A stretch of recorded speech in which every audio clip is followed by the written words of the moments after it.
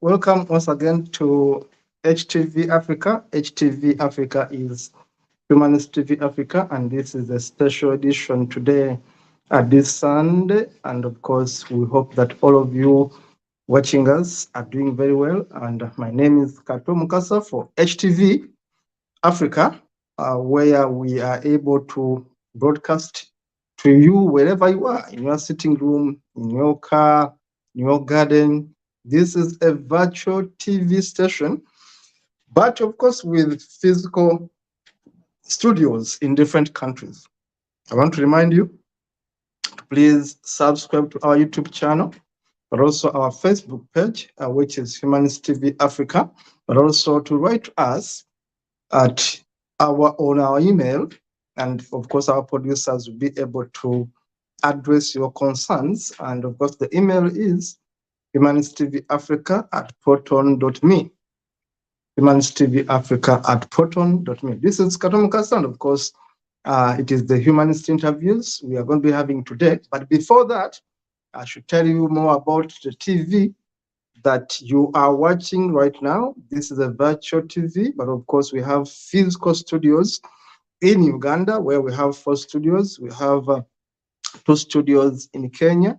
We have 2 studios in Nigeria. We have a studio in Zambia. We have a studio in Zimbabwe.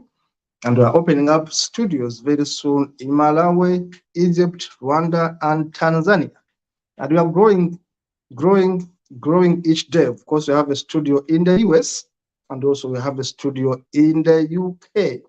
Now, wherever you are watching us, we want to encourage you to support us by reaching out to us.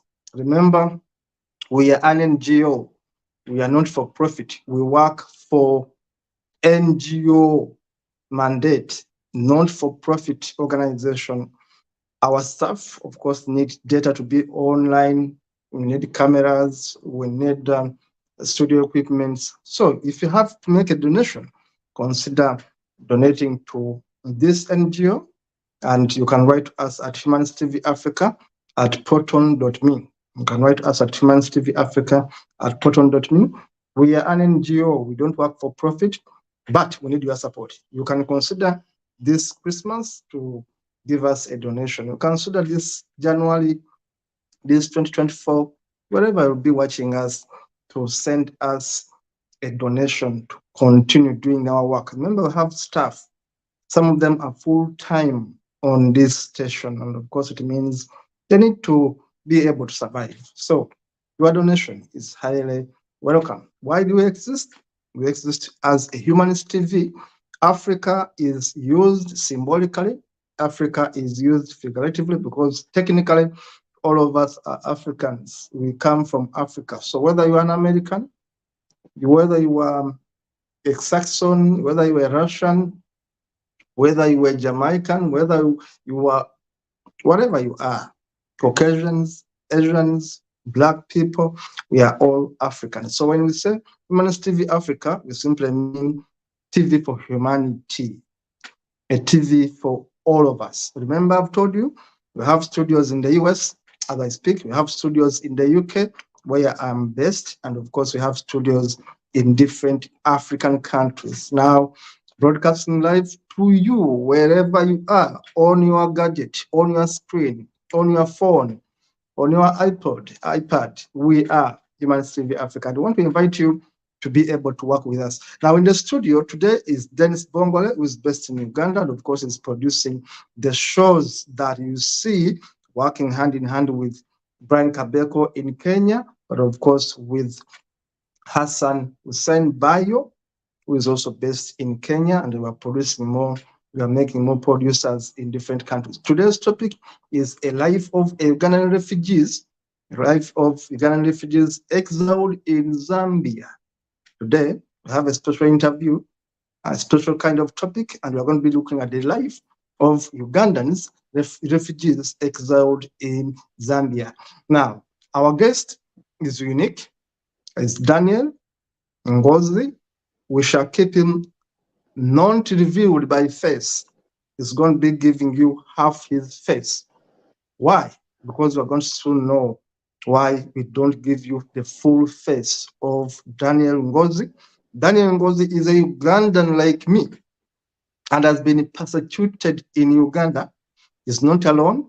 He's in Zambia, where again he's facing double persecution. He's not alone.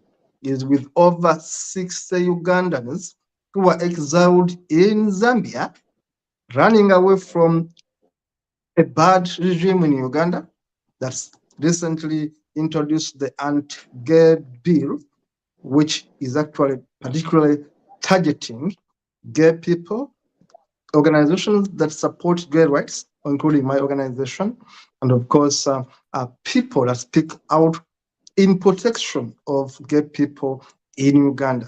Now, Daniel Ngozi is representing those Ugandans currently exiled in Zambia and is facing lots of challenges. Together with his team, they are facing double persecution. They ran away from Uganda facing problems, and they are facing the same problems in Zambia. Now, that is a brief I've given you about the person we have on set and why we are not showing you his full face. Now, Daniel, I'm going to invite you to be able to speak by your own voice. People are waiting for you. Of course, my first question is, you're going to explain to us, introduce yourself. Who is Daniel Ngozi?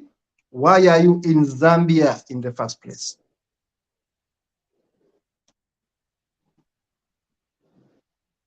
Daniel, can you hear me? Thank you, all our viewers. First, yeah, I can hear you.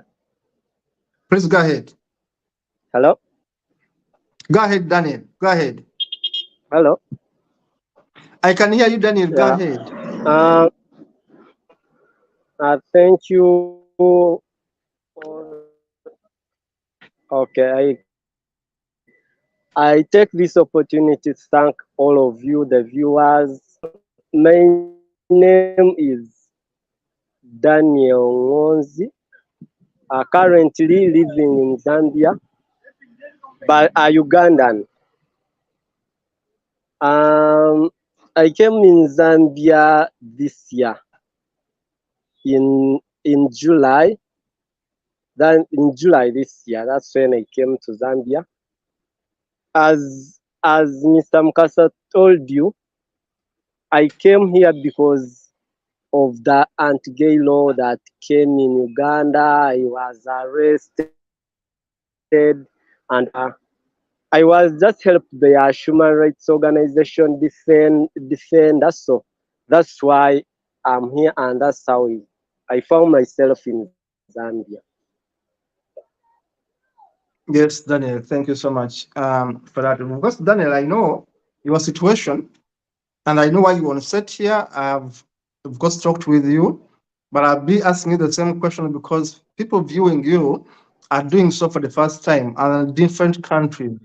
So I'm going to ask you exactly, Daniel, how were you persecuted in Uganda?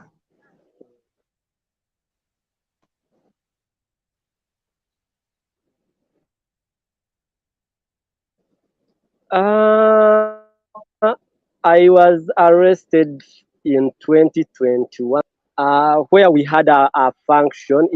It was something like an introduction Then we were arrested from that function and we were taken to Kitalia. Then that's how my family came to know about me and all those, and we got a chance that we were bailed out by the same organization in Uganda called HIRAP. So we were bailed out, and then my family kept like it kept on me, like, because since then I never went back to my family because they had already known what exactly I am. So then they kept on me insisting on me. Then they invited me home without knowing that there is something behind.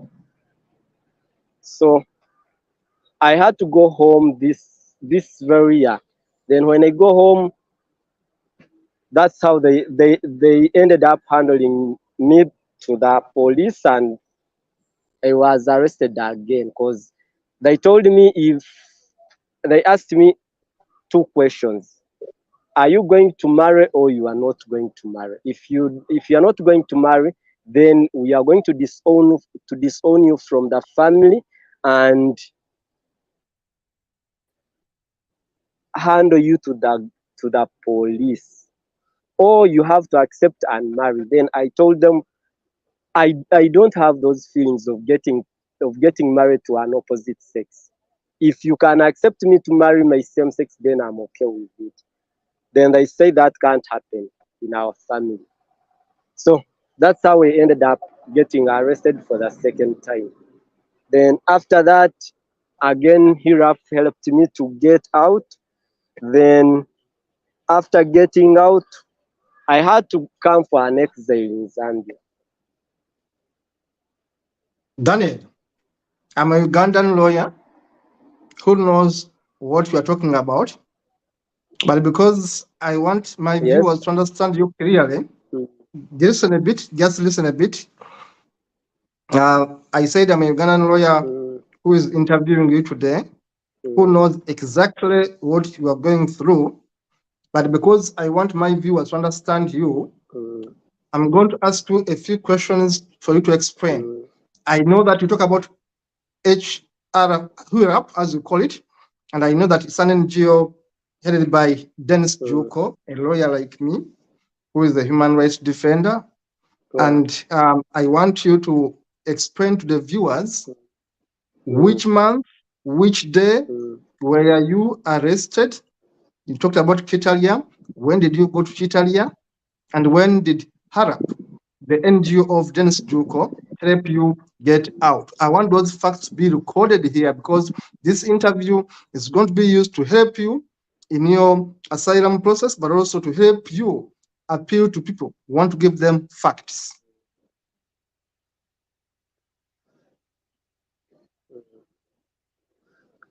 Uh, the 2021 event, it happened on 30th of July. That's when it happened, and we were released on court bail on 7th of July Are we talking 2021. about 2023?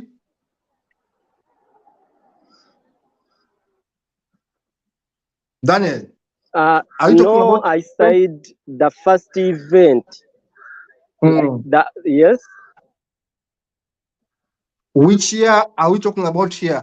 No, I'm talking the first incident that happened. It was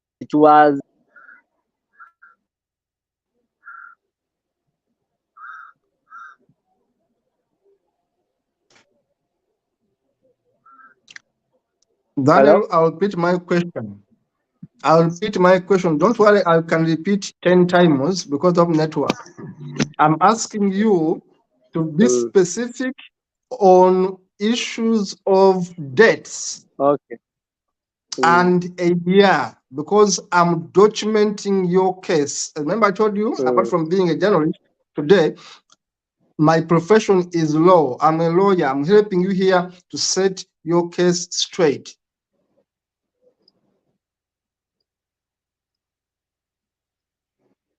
So Daniel, when were you arrested? Which year exactly was that?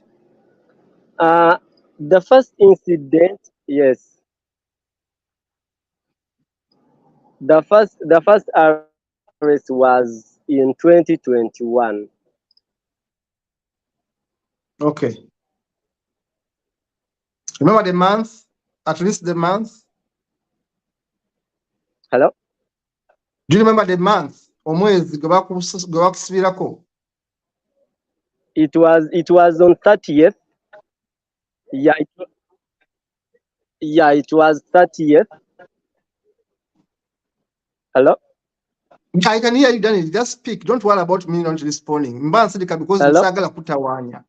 Daniel, when I keep quiet, I just don't want to interrupt you, but continue speaking. Okay.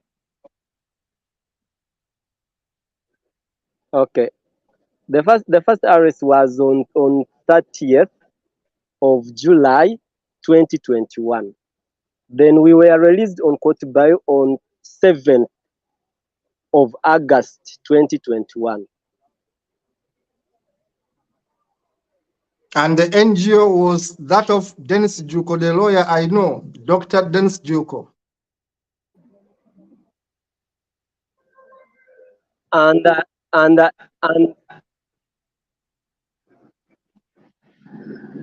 yeah, all that effort to see that we were out was from HIRAF, the Human Rights Awareness Promotion Forum, then with the organizations in Uganda, the LGBT organizations. Thank you, because I remember I was partly involved in that. Now, moving forward, I was still in Uganda that time, and I was involved with other NGOs. I remember. Because I remember there was a party which was organized along Kasangat Road, where they got about 30 people. I don't know whether that's the party you're talking about. And they were forced to be examined, whether they were homosexuals or not. I don't know whether that's the party you're talking about. Because we were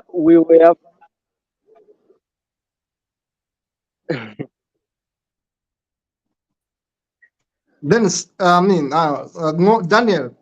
Daniel, please go ahead and speak whatever you want. Your face is covered, and of course the name is we were a concealed. big number of yes. Go ahead and speak, please. Just speak. Don't worry about me. Just speak. You get a bogus. Okay, we were a big number, though others. We were a big number of people there at that party, but some of them they got police bond, but the 44 we were taken to Chitalia prison. So I remember. That's because we are taken to court, then from court to Chitalia, then the organizations are HIRAF, then SMAG. They did whatever they could. Then after getting released, we were taken back to court, and the case was dismissed because there was no any evidence against us and all that. Though during when we are still at the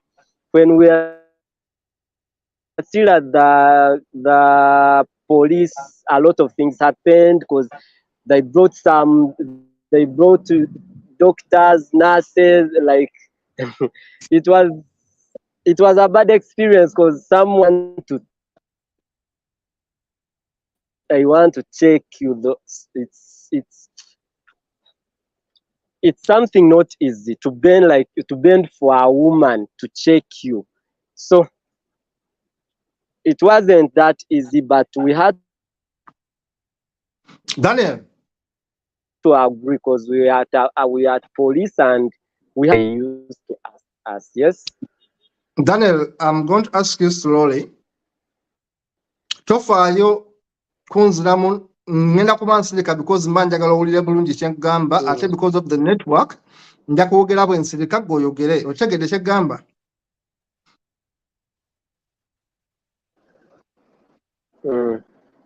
Now, I'm going to speak English again. I'm going to ask you for Keita because in Uganda, interestingly, I work with gay people. I should tell you, of course, I've told you before. And I've been working with gay people since 2007. SMAG, I'm talking about Frank Mugisha, Farouk of Kasha Nabagetsera, and others. I work with them. So, one of the things we have been talking about in Uganda is the issue of our government persecuting gay people by subjecting them to annual examination, which is against human rights standards globally. For anyone to subject any person to an annual examination to check your inside as a man is a violation of the fundamental human rights worldwide. And we have been saying that the government of Uganda, which is a barbaric government, with a police, which is the most corrupt police in the world, are subjecting our people, who are gay people, to annual examination, which is illegal. Which is illegal. But people normally say that for us lawyers, we simply speak things because then don't show the face. Don't show the face of Daniel. Do not show the face of Daniel, only the upper part. We have been saying that the government of Uganda subjects homosexuals, gay people, to annual examination, including vaginal examination for women. And all this is unacceptable before the law. But the people don't want to listen to us because they think that for us lawyers, we are simply making noise. Now, I want Daniel to take you back to what was done to him. Kyekyakolebwako mu examination yeeyo. Njagala onnyonnyola abantu. Feeso tegenda kulabika ki kye baakukolako. Because when we speak these things, they say we are telling lies. And the government of Uganda is violating international human rights law. Tebalina kukebera muntu bukyala bwe, tebalina kukebera muntu mabega we. Kukakasa oba omuntu oyo homosexual or not. Tebalina mukebera, kati libakkiriza mukebera. Naye police ya Uganda ekikola. So Daniel, I'm speaking this in Uganda because I want my viewers to understand, but also you to be able to put it on record that the government of Uganda, through their rudimentary police system, subjected you to an annual examination, which is illegal. Daniel, over to you. I'm going to keep quiet, give you time, explain exactly what happened to you.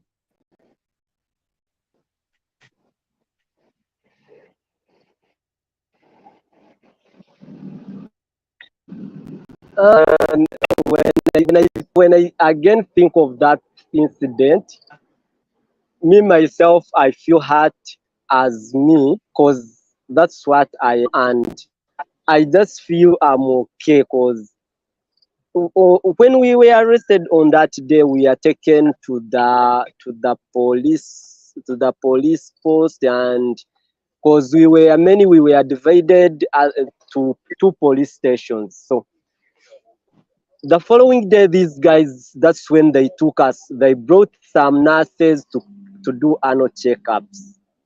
That they are doing annual examinations, those kind of things, that they want to get evidences. So we, as people who were arrested at that time, we had nothing to do, and because they couldn't allow the lawyers that used to come, because for them they used to say this case is not ours. For us, we are doing our work. You will find your people in court. So they used to call each of us, like, you go alone, you find a nurse in the room, he tells you to remove the trousers, the boxers, and all that. Then she tells you to bend. Then when she tells you to bend, then she, they wear gloves, and she start put fingers in your anal. So those were the experiences. And whenever, like, you could feel pain, she just slaps you that you are Okay, everything. Ah, okay, the experience wasn't good, and me myself, I just feel not good, and I felt bad towards that, but because I had nothing to do, because even whenever we are in security dialogues and all that, they advise us not to be rude or to be harsh to these people. Just if you feel that you are incapable to refuse them, do what they are asking you. So you couldn't refuse to bend and this so-called nurse to do her work. So we used to do what she used to ask, and after examination, then you get out. You put on your clothes and go out. Daniel, that is unacceptable. And I've been saying this, that the government of Uganda is violating human rights law, basically municipal law and international law. When the government of Uganda subjects homosexuals to annual examination, it is illegal. And I've been saying this for years, that the government of Uganda is breaking the law by subjecting people like Daniel Ngozi to annual examination to prove if they are gay or not. And moreover, you get a woman to examine a man, a woman to examine a man, and this woman is even beating this person. So Yeah, this is the criminality yeah, of, this is how criminal yeah. Museveni's That government that is. that was the most horrible thing that you could that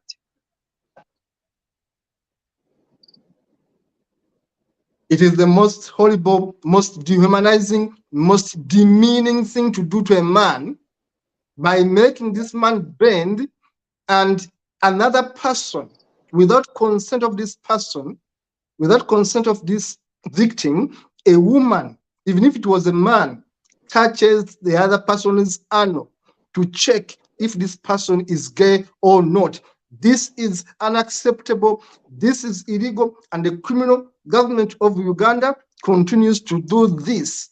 As lawyers, we have been seeing these things, we have been saying these things. People think we are lying. Now, Daniel is on set to prove to you that the government of Uganda is criminal, the president of Uganda is a criminal, and the Ministry of Justice, the police are all criminal terror organizations in Uganda, because whatever they are doing to homosexuals is illegal. I've got stories of gay women being forced into sex by policemen. I have records. I have gay men being subjected to an examination. Daniel Ngozi is right there. This is unacceptable. Dennis, I'm going to request you to showcase the photo of Daniel, yes. which you use for the poster. And Daniel is going to be talking without his face much of the time. He will come back later on when his face is covered. But for now, Daniel is going to continue talking when we see the photo of his face, or if you can bring him on set live, but you cover his face as we have done. I want Daniel to be talking, but I don't want his face to be shown. Now, Daniel, let us continue. Okay. Daniel, can you hear me?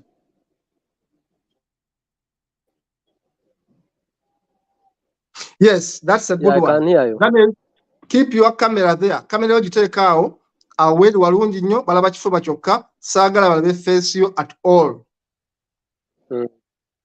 Now, my other question is, Okay. can you please tell the viewers your background? How was it like growing up in Uganda?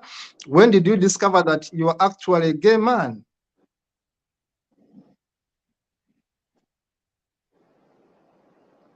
Uh, okay. My background. We are only 4 children. I have. We are 3 brothers, 1 sister. Then I have a father. I have my mom. They are all still alive. All my brothers and my sisters, they are still alive. And my education, I started up to senior six. Then I dropped out because okay, like I I because of the, like I can say, because of the finances and all that, I had to drop out. Though I completed and I did all the, like I did UNEB as our level of education in Uganda. Though I didn't continue to university. Then me myself, now how can I explain this? Okay, like I grew up like other people. Only when I wasn't discovered myself. I used because even when you try to ask those people that I grew up with, I grew up with girls. That's what I can say. Because that was like I felt I'm okay with them. I grew up with girls only. I use even the games. I'm good at female games because I don't know football, I don't know what, but when you ask me about netball, I'm good about it. And even in school, I used to be I used to be in school. I used to be nicknamed the girls' names. So during my adolescence, during my adolescence, that's when I started identifying the real me. All because okay, like I used to feel like whenever I see a fellow guy, I just get attracted. But by that time, because I was still young, I was still growing, I thought I'm abnormal or I'm cursed. Because I grew up in a Christian family, a staunch Christian family. Because even now, some of my OBs and OGs, they are even they still ask me like, did you join the priesthood? Because that's what I thought. I have very strong Christian family. So I could reach at a time and I think, like I ask myself, these feelings that I'm having, are they real or just cast? Because I'm abnormal. So that's how I used to feel before identifying myself or knowing that there is other people outside there who are like me. So in that gradual process growing up, because the me to have a sex with my fellow guy, it was after senior six in my vacation. That's when I got someone. So, and all that time I used to feel, to have feelings for the same sex, but I could take it like maybe I'm just abnormal, like I'm not like other people, because I couldn't even try to come out and say, mom, I'm feeling this and this, or dad, I'm feeling this and this, because I couldn't do that. So, because I could see that some guys, they date girls and all that, but me, I don't have any feeling towards opposite sex. So I just kept it as a secret, and I couldn't share it to anyone. So my growing up like this, it wasn't easy.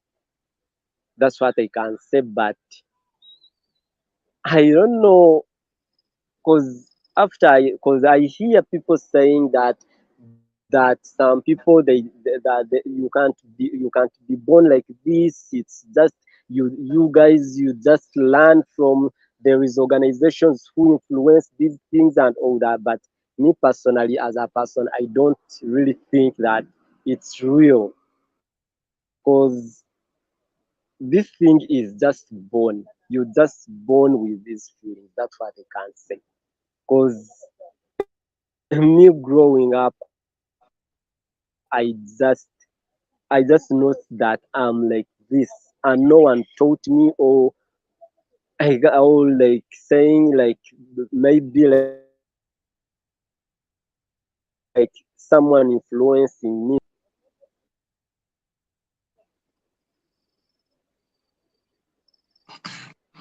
Daniel, I can hear you very well. Of course, you are breaking a bit, but I can hear you very well. And thank you so much for explaining these things. Daniel, can you hear me now? Yeah, I can hear you. I want you to continue. Sigenda interrupting because I keep quiet because I want you to use your time to explain. That's why I want to keep quiet and swear sure to explain. Daniel, when I keep quiet, simply continue talking. I'm there, I'm listening, I'm watching you, but I want to give you time to talk. Now, the next question I'm asking you is, you say you discovered your sexuality, and but you questioned yourself. You are working with girls more. You like to socialize with with yeah. You were growing up within a girls setting, but you are not attracted to girls. You are attracted to men, and then at one point you express yourself. And I remember you said somehow in senior six, I think this is when you had your first relationship in a way. Now, what motivated to come out? Church yakugamba nti kanveeyo and I assert my rights. What motivated you to come out and speak out about your identity? What was it that caused you to have the courage to come out and speak?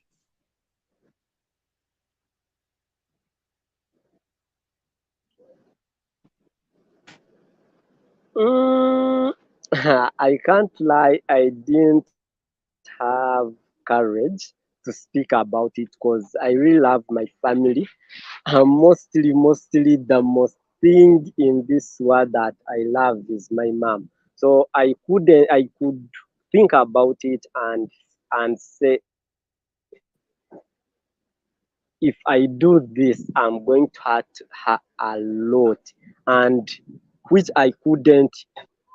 Like even now I feel I'm hurt because she got to know about me about it, because she even wanted to kill herself after knowing that. So but because after knowing that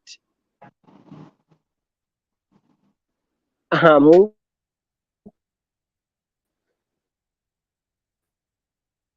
I'm not a, because the truth is I tried, even because I as I told you, I grew up in a strong Christian family. So I even used to fast because of these feelings. I could even fast like a whole month. I'm fasting over these feelings. I used even to go like to leave phones and go off social media and all that, so that I could not talk to those things didn't work. So even these people, even now when I tell them the truth, that's that's when the incident of arresting me happened. Then when when they got to know about it, then I had to be open and tell them, yes, it's true, that's what I am, and that's what I have been feeling.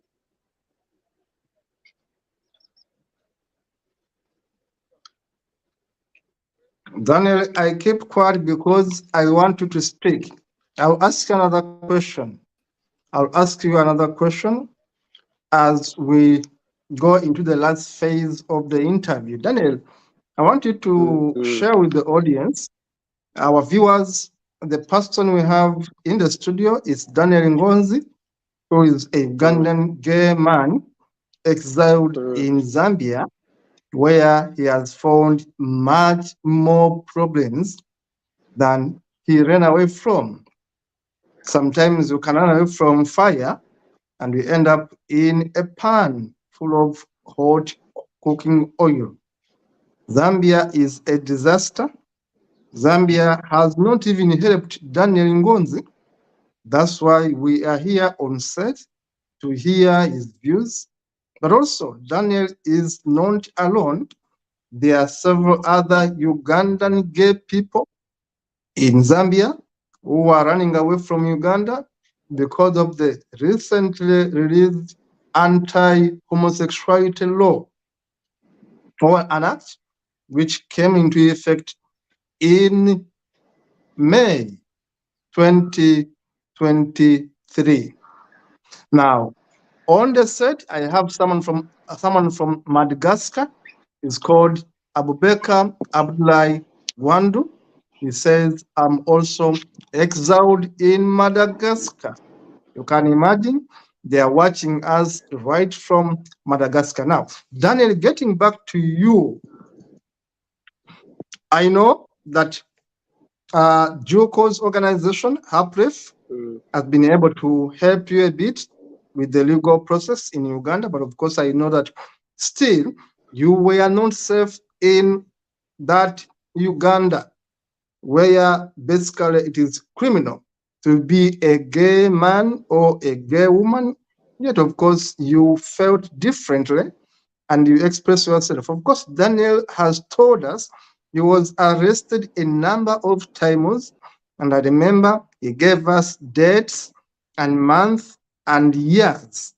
So Daniel ran away from Uganda and went to Zambia, where he is. I'm going to ask him to take us through the situation in Zambia. Daniel, how is it in Zambia? And I know you are with others. Who are those Ugandans? Not names, but how Yes. many are they? In which situation are you today in Zambia that we need to come in and intervene?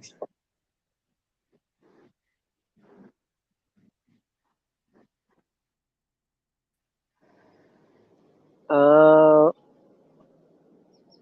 After all the incidents has happened, because as I told you at first, because the thing that brought, like, how I ended up here in Zambia, that's when my family again handled me to the police and to the government in May this year again. Then that's when Hiraf again had to bail me. So I had to leave the country and come here to have peace.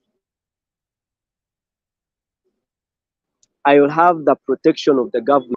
So when I reached in Zambia, I went directly to UNHCR of Zambia. To UN, the main UN. Then that's where I got the directions of UNHCR offices of Zambia.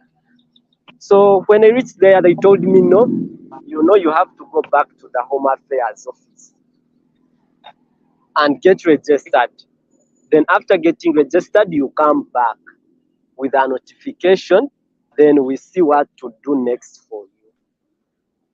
And remember, as a country Zambia, it is also against homosexuality. So I had to listen to them. I went to Home Affairs office. Then I reached there. I went to get registered. Then I explained to them. Then they asked me. I told them I'm an asylum seeker. I have come for registration. It's UNHCR has sent me. Then they asked me what the reason for you leaving Uganda. Then I told them the reason that I'm gay, I was persecuted, and all those things as explained first. Then these people, they were so rude. They started shouting, for us, we are Christian country, we don't allow homosexuality here. You can go to other countries, Botswana, where those countries, they allow gay homosexuality, blah blah. They they were really rude. So I had to leave I had to leave Home Affairs and go back to UNHCR. And a bad thing, it was a Friday. So, and they closed at midday. So I found that they have already closed. Then I had nothing to do. I had no money, because even entering the country at the border, it was another thing. It was another problem, because I even sold my phone, pay at the border to enter their country, to get a stamp on my passport, like to give me a visa to enter, because they asked $50 to stamp on my visa. I had no money, I had nothing. I remember I only had 50 Ugandan shillings. So when you convert that one into their money or into dollar, it's very small. So I had to sell my phone that I had I had to sell it on border, so that I can get some money to pay these guys to stamp on, to give me a visa to enter their country. So I entered the country, and all those things that happened, Home Affair again. I had nowhere to sleep. I had to sleep on the street. When I was on street, I was on street card which was in my phone, which I removed from my phone, and I had to explain like I'm stuck, I'm and get some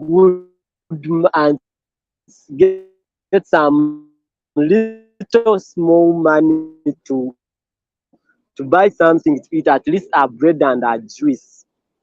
So I got a guy, and he helped me. He sold this memory card and got something to eat. For these 3 days, I slept on the street. Then also it wasn't easy, though they told me again to go back to Home Affairs. I went to back to Home Affairs. They said we are not registering such a UNHCR. When I went back to UNHCR again, they said okay, because all those 3 days that I slept on the street, I had no, like I had no shower, I had no what. Then they directed me to the shower and all that. I went, I showered. Then I sat there. They told me, wait, we shall tell you. Then around in the evening, I saw a car coming. So when I entered in the car, they told me, we are this driver is taking you to where you are going to be sleeping. You will find other fellow Ugandans from your country. Then I went. I sat in the car. We went. Then they took me in the shelter, in the safe house, because the government has already closed. They couldn't allow us in the government camp. So they took me in the safe house. When I reached in the safe house, someone like I never came with even a single bed sheet, even a blanket, even what. What I found there, what they helped me with, it was a mattress. I again slept 3 days on a mattress without a blanket, and remember I came too cold. It's freezing in that period. I could wear like 3 trousers, and then I put on like 3 t-shirts. Then I cover myself with a towel. Then for 3 days, that's when my fellow asylum seeker came with a bed sheet and told me, cover yourself with this. So the situation also wasn't good, and again I didn't find any food, like, cause here cause here you just have to find your ways of eating. Cause I didn't find any food here. I didn't had money. I didn't had nothing to eat. So, and when I reached here, I found these other guys. They had contributed their small money. I don't know where they could get this money, maybe, or I don't know, maybe from their families or from their friends. So they bought their small food. They helped me with that, and them helping me, I had also, like, after like 2 days or one day, I had also to come out with something I also contribute, because UN as UNHCR didn't give me like like the only thing that they could give you, it's only a house where to sleep. Then the remaining thing you have to pay. Wasn't that good until now, because even now guys are suffering since that time. Even those who came in June, the ones that I found here, they are still suffering. The little money that the government is mandated to give us, till now they haven't sent that money. We don't even know what we are going to eat. Even on Christmas, we are coming towards Christmas, we don't know what we are going to eat. Even now, sometimes we sleep hungry, because you will tell someone to bring at least some money, like you contribute and buy some food to eat. The person will tell you, I don't have money. I have tried my level best. I have contacted everyone, but I have failed to get a single coin. So I don't know what next. That is the situation we are on now. Apart from that situation, then there is another situation.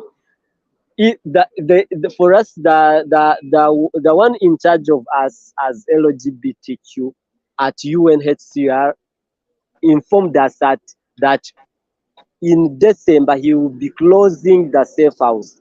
We shall all be taken back to the transit camp of the government.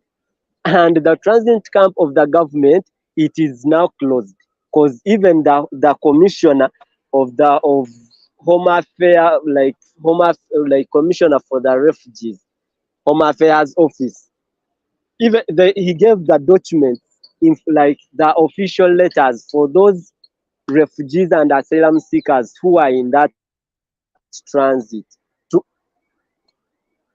to go out of that transit by 15th of this month.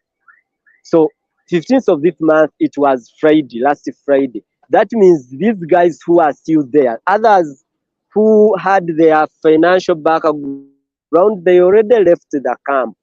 They got money, they will rent their own houses, quote, and all that. And when the government informed them officially, they have to leave the camp. So they are waiting what next. UNHCR as UNHCR that is taking care of us, it's quiet. It's not saying anything. For us who are in the safe house, we don't know what next also, because they told us they are closing the safe house this month. And when they dropped at the safe house, we have to pay the electricity, we have to pay water. The fence is electrical, it has cameras. We even disconnected that, because we even not we even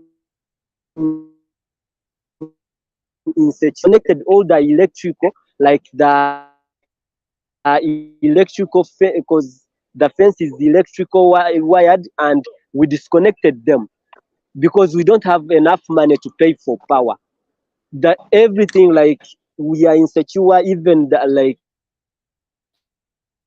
I can say even that we are still, that the good thing that is like, it's like a defense, because they always see UNHCR vehicles standing on our gate. So I think that's, they are putting that they are scared of that thing. But if it wasn't that, I think we would have banned, because even these people, they are talking about us, the neighbors and all that.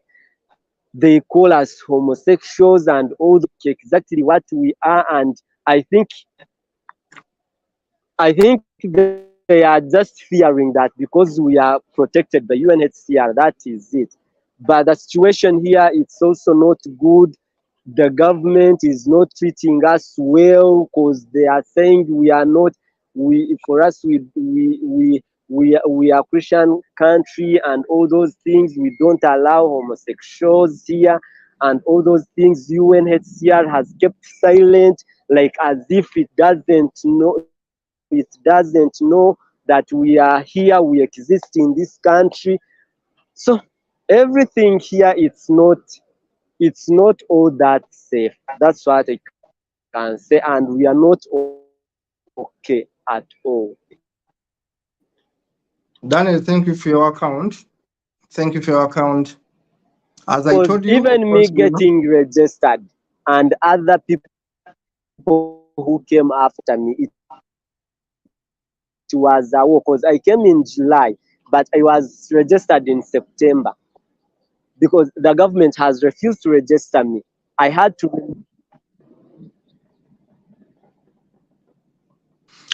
Now, Hello. viewers, Daniel, continue talking.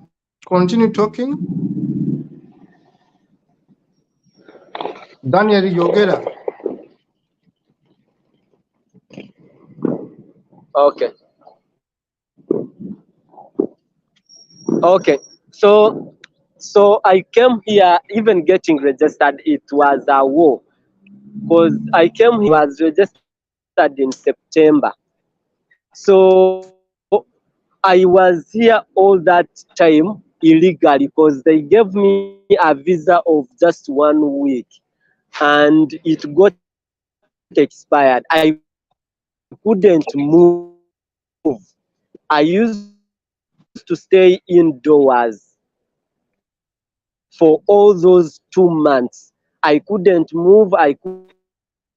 go anywhere, because I was here illegally. I could get arrested. And remember, by that time, if I could get arrested, the implications, because I wasn't registered, I wasn't recognized by UNHCR, I wasn't recognized by the government. So I could stay indoors.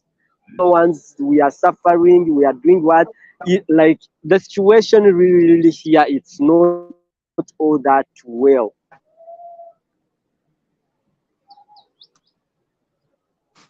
Daniel, I'm going to talk a few Because I things. even I even regret why I left my country. Yeah, You can imagine. As I said, you run away from fire, from a frying pan, and then you fall into fire because Zambia is even worse. Now, this is the problem Ugandan gay people face.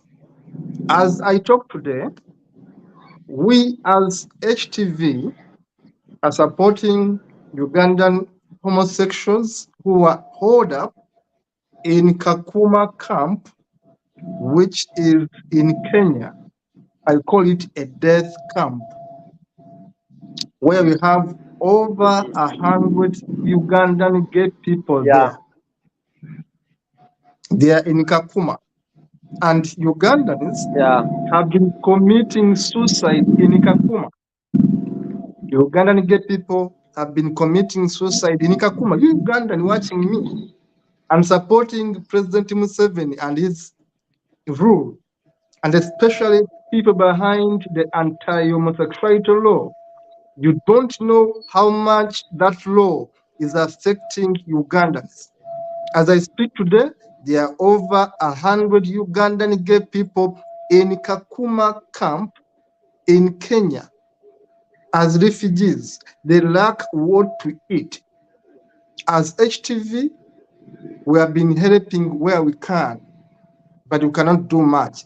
As I speak now, there are other 26 Ugandans in Nairobi who are gay, renting an apartment, and all of them crammed there because they cannot live in their country. They have been known to be gay. They are running away. As I speak now, Daniel Ngozi is having other Ugandans he is staying with in Zambia. Zambia, a country which claims to be a Christian country, cannot even feed refugees in the country.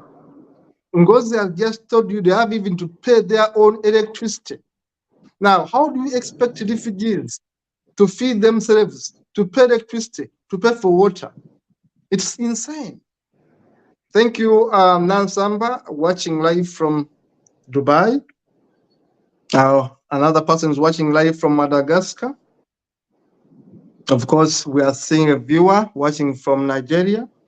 And of course, Nandip says is also watching from Nigeria. And Dean, our friend, Comrade Dean Kruger, the head of the Atheist Republic, is watching from South Africa. And Dean says that, Daniel, go to South Africa. Dean is saying South Africa is a free country. You can actually stay there safely. Maybe, Dean, the best I can do is to put you in touch with Daniel, and we see how Atheist Republic South Africa can be of help. Dean Kruger, I should tell you right now, as we speak, Daniel and several Ugandans lack what to eat in Zambia. There are gay people in Zambia. They lack food. They lack mattresses. They lack clothing. They lack basically everything. Yet, they are under UNCHR. But they lack basic amenities. The government of Zambia is the worst government you can ever think about. That's why the first time I heard about Ngozi, I asked him, why did you go to Zambia? Zambia is a fake country. It's not real.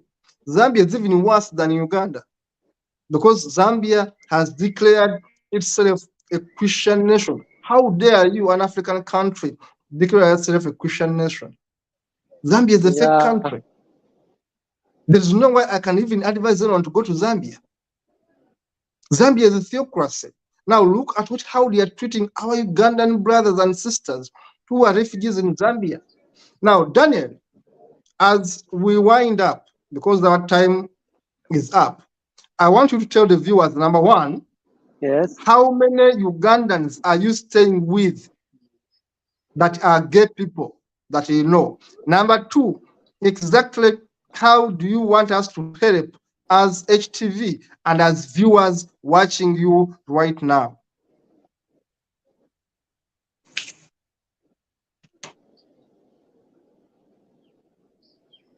Come again. Two questions for you because of time. Number one, Bannayuganda abali in Zambia. Bannayuganda abali in Zambia nga bali mu mbeera nga gy'olimu muli bameka? Ekyokubiri, oyagala tukuyambe tutya? How many Ugandans exiled in Zambia that are gay? Number two, how do you want us to help you people?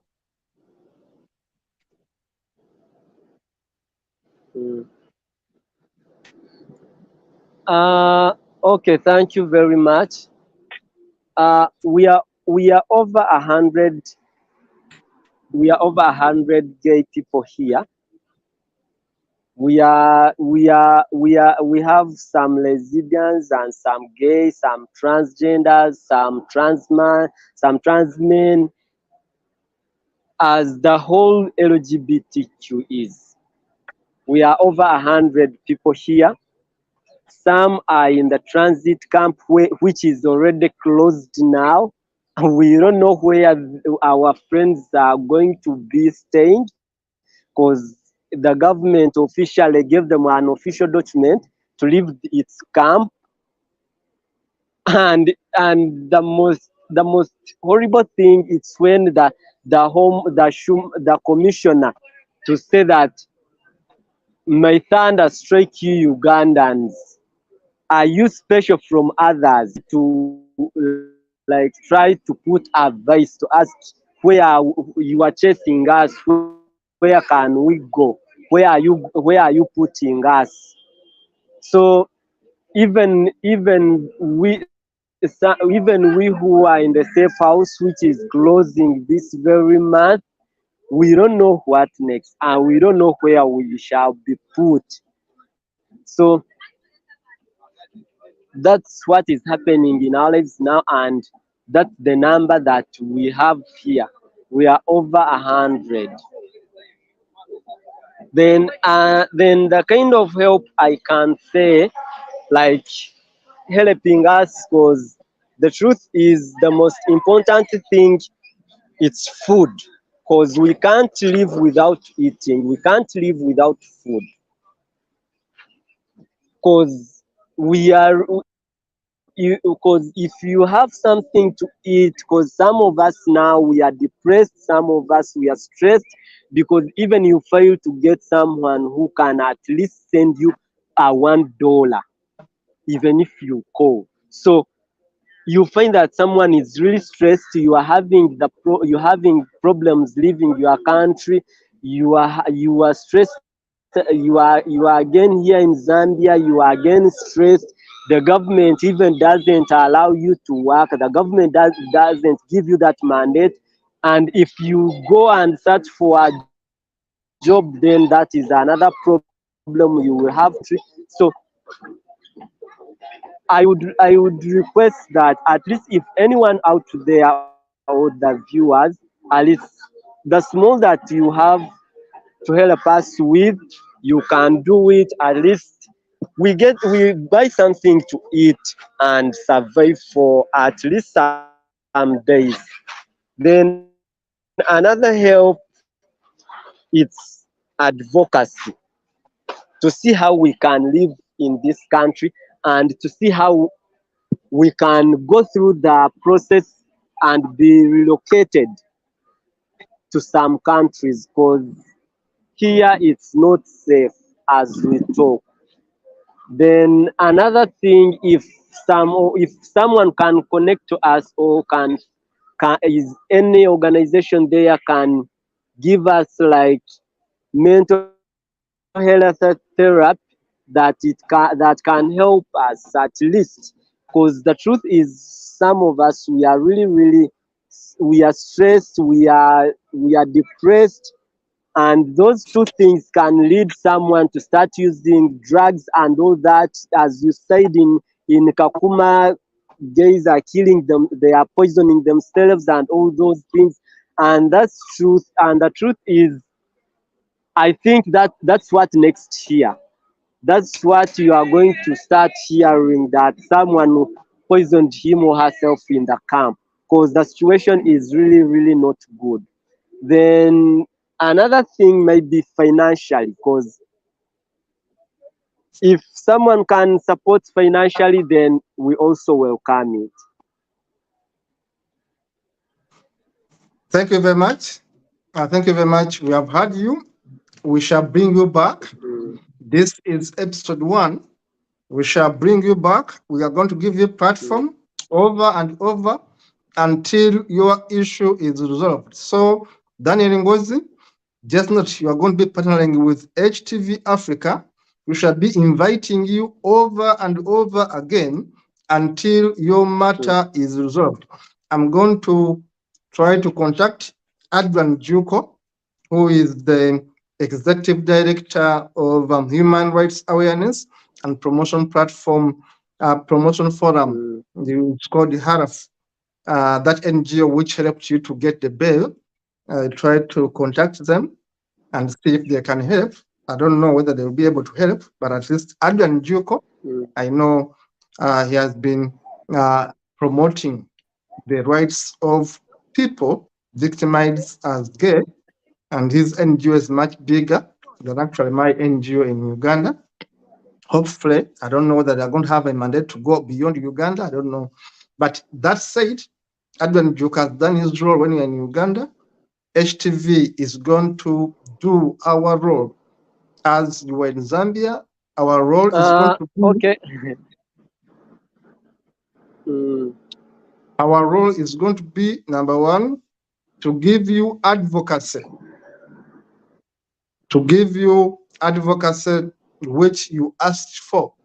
Mm. Advocacy simply means that we are going to give you a voice. We are going to give you a platform so that you can always come and share your views. The more you share them, Yeah. the more attention we shall get. We are going to expose the government of Zambia for mistreating Ugandans in Zambia. We are going to expose the officers in Zambia. We shall not show your face, and we shall continue concealing your identity, but we are going to expose whoever is witch hunting our people in Zambia. We shall not tolerate any government official in Zambia that witch hunts Ugandans in Zambia. We are going to protect Ugandans in Zambia. I know many Ugandans have committed suicide in Kenya because Kenya, like Zambia, is a fake government. People are killed in Kakuma, and the government of Kenya has done nothing. People are committing suicide in Kakuma, refugee resettlement camps, and the government of Kenya has done nothing. Some Ugandans I know have committed suicide in Kenya. You can research it.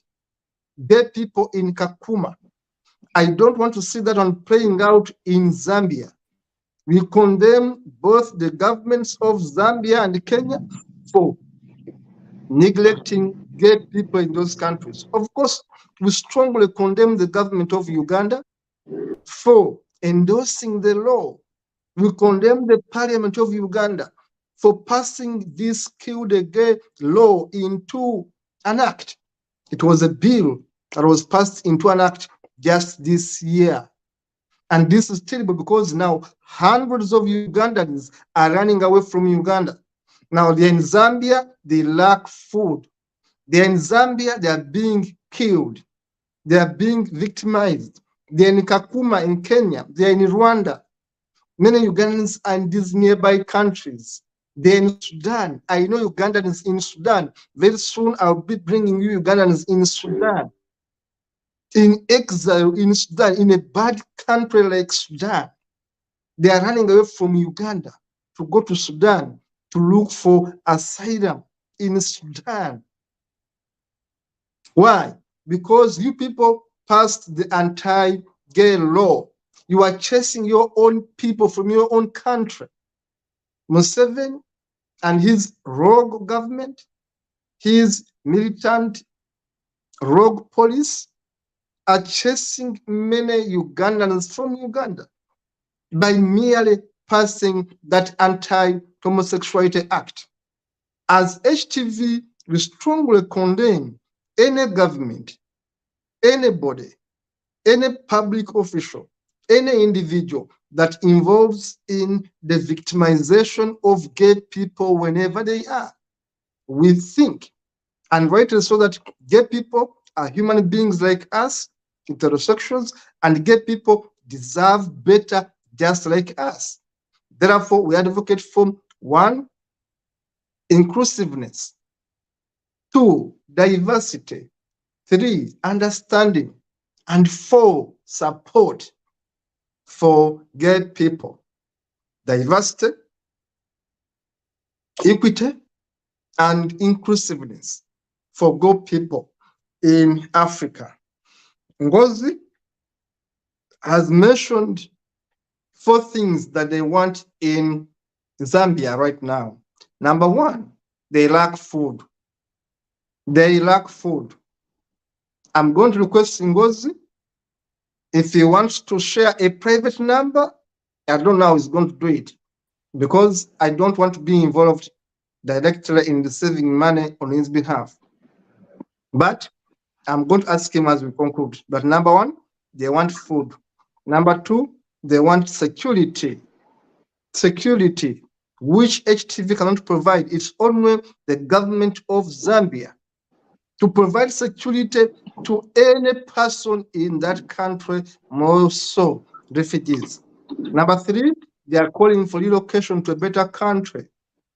That's why here I'm hereby calling upon my friends in South Africa, like Dan Kruger, ITS Republic of South Africa, if you can help Daniel Ngozi and others to at least move to South Africa and then relocate to a better country, but at least to get out of Zambia. Zambia is a fake country, given its theocracy, making Christianity a state religion and persecuting homosexuals. Zambia becomes a very fake country. If there was a way to help these guys go to South Africa first and then relocate to better country, to be better. Again, Ngozi has asked for mental health therapy. We ask for social workers. We ask for counselors to please contact us, and we shall give you the contact of Daniel Ngozi. I'm going to request Dennis to put our email there. If you want to support Daniel Ngozi, we shall not give you Daniel Ngozi's contact for safety, but if you want to support Daniel Ngozi, please write to us at humanistvafrica@proton.me. Write to us at humanistvafrica@proton.me. But also, if Daniel Ngozi is willing to give us his email, I'm going to ask him. I will ask him. Again, when you write to us, it's not me who sees those emails. The emails are seen by our administrators. Number one is Dennis Abongole, who is in Uganda. Number two is Brian Kabeko, who is in Kenya. They are the ones to see those emails, and when they see them, they are going to forward them to me, and I will forward them to Daniel, and then we shall come back here on the program and say XYZ gave us this support. Whatever support you give us for Daniel and the team in Zambia, we have to come back here on set and say XYZ in this country gave us this amount of money, or directly we shall link you up. In fact, the best way, once you contact us, we shall not accept money, but we shall link you up directly with Daniel Ngozi. When you contact us, we shall not give you the email of Daniel Ngozi to keep himself, but when you contact us, simply ask, give me the email, the phone number of Daniel Ngozi, because I want to give him some support. So we are going to be simply intermediary. We are going to be in between you, the viewers, and Daniel. If you want to support our people in Zambia, you have some money for them, you have some food for them, some clothing for them, write to us. The email is humanistvafrica@proton.me.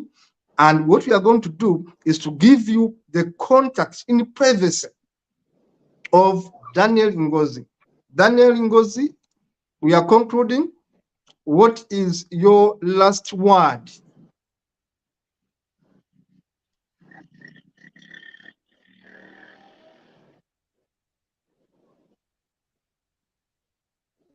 Daniel, did you hear me? What is your last word? My last word is, I would like to thank I'm getting you. My last word is, I conclude thanking the Humanist TV, and also I'm very grateful, and I thank you, Mr. Mukasa, for helping. Like when I came to you, you responded to me, and you take that cross of helping me and my friends here, the community that I'm with here in Zambia. And till now, you are making efforts to see that I'm helped with my friends, to see that we live a life which is better as human beings. That's one. Then I would like to thank all the viewers of today. Thank you very much, and I hope that our request will be considered and we shall be helped. Before I leave, Daniel, listen before I leave. My brother Danny Kruger in South Africa has sent me messages, including links that I'm going to send you directly, links to claiming asylum in South Africa. I'm going to send you these links. I'm going to send you these links because we think that Zambia is a dead country. And I repeat it, Zambia being a theocracy, there's no hope for refugees who are gay. We are going to do our best to ensure that at least you get relief. Dean Kruger, the head of Atheist Republic, has given me details of who to contact in South Africa. And after the show, I'm simply going to forward everything to you. Dean Kruger, thank you so much, my brother, for giving me contacts for the leadership in South Africa, UNCHR, UNHCR, and other contacts for refugees to be able to assist you. So I'm going to send you information right away. Thank you so much, Dean Kruger in South Africa. Again, Daniel, on behalf of HTV, listen, on behalf of HTV, and of course for this Christmas, and of course for whatever you're going through, you don't have food, HTV is going to contribute 50 pounds, which I'll send to you today. We are going to send you 50 pounds just to help you buy a few foodstuffs. At least you don't go hungry on a Christmas day. Daniel, thank you so much for being part of us. Thank you very much. You are saying something? Okay, we are grateful. Okay, thank you so much, Daniel. I'll be sending that money today, 50 pounds to you. Daniel, whoever wants to support Daniel, write to us at Humans TV Africa. The email is there, Humans TV Africa at proton.me. We shall not take any money on behalf of Daniel to them. I shall not be responsible for any money for Daniel, but what we are going to do, when you write us, we shall simply give you the private email and WhatsApp number of Daniel so that you can deal with him directly. HTV will not get any money for Daniel, but HTV is going to give you the contact details of Daniel so that you can deal with Daniel directly by sending money. Please, only contact us if you have money to send to Daniel. Only contact us if you have money to send to Daniel. HTV will not handle any money for Daniel. HTV will simply give you a network, a connection, an email, and a phone number of Daniel. HTV is going to give Daniel 50 pounds today to enable them to have some bit of food. Thank you so much, HTV. Of course, then it's Bongole in the studio and my entire team at HTV. Thank you so much, Daniel, for making it today. We are going to give you more airtime on TV. We are going to invite you more here so that we can be able to talk out these issues. Daniel, thank you so much for making it today. And of course, njagala osibula abantu. Say bye-bye.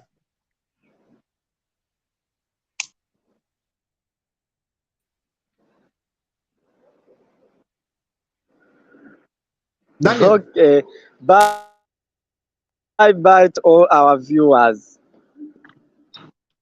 Yeah, we shall invite you again. We shall invite you again and give us a status update. Thank you very much, Dennis. Thank you very much, Daniel Ngozi. Thank you so much, Dean. Whoever was watching in Dubai, Nansambu. I think that was Nansambu from Dubai. Someone in Madagascar was watching. Someone, Makeba. Hey, Makeba Magufuli, my friend. Thanks so much for the support. Yeah, this is our friend in Nairobi, Kenya. I was talking about gay people from Uganda, and this is one of them, Makeba. The debtors of Makeba have a very strict Saxon name. I'll call you Makeba Magufuli. Mama Makeba. Mama Makeba is our friend in Nigeria. No, our friend in Nairobi, a Ugandan in Nairobi, a Ugandan trans woman in Nairobi, running away from Uganda, running away from dictator Museveni. Dictator Museveni is chasing many Ugandan gay people because Uganda and the parliament of Uganda are dead. The institutions in Uganda are dead. You are witch hunting homosexuals. You are witch hunting your own people because they love differently. That's why people like Makeba are in Kenya. People like Daniel are in Zambia. People like Lydia are in Sudan. I have many Ugandans on my list running away from dictator Museveni because of the anti-homosexuality law. This we don't agree with. We believe that the law is bad and the law must be quashed by the Constitutional Parliament. I mean, the Constitutional Court. The Parliament failed, but we are going to go to the Constitutional Court and challenge the anti-homosexuality law because it's a law against human rights. We have evidence of Ugandans who are in exile because of that law. We are going to challenge that law in the Constitutional Court. Thank you so much, Dennis, for the production. Thank you so much, Daniel Ngozi, for appearing here. We are going to be in touch with you. Of course, we are going to send you our contribution as HTV, which will be £50 today. And we wish you all the best. We shall be in touch. Keep safe, keep positive, and see you in the next one.